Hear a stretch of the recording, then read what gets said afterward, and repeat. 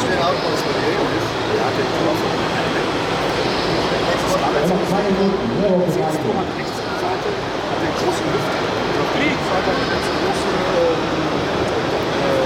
Hydrauliktank. Weil der Mercedes hat den Rausch.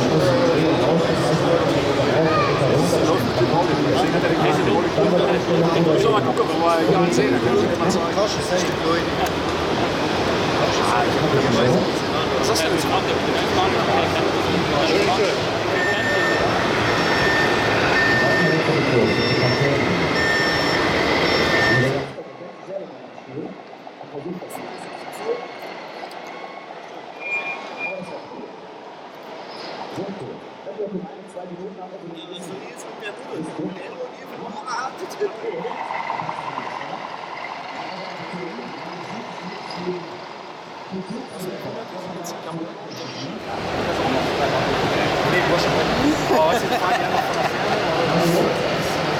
Ja, nee, ich sag dir, komm bloß dagegen. Nee, bloß, dass es weit ist. Ja, schön auf die Fahrertür. Bisschen vorhin auch, komm. So ist gut.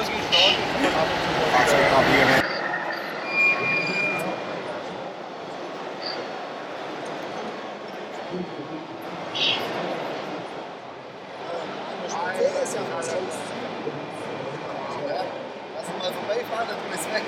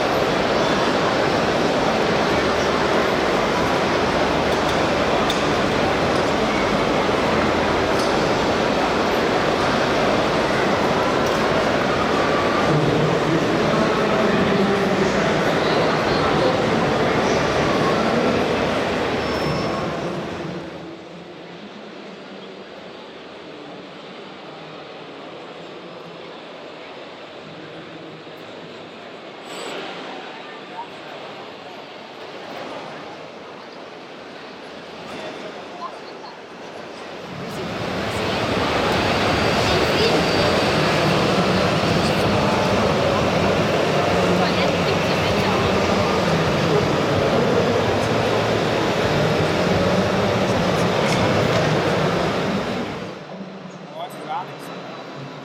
Du machst sie nicht.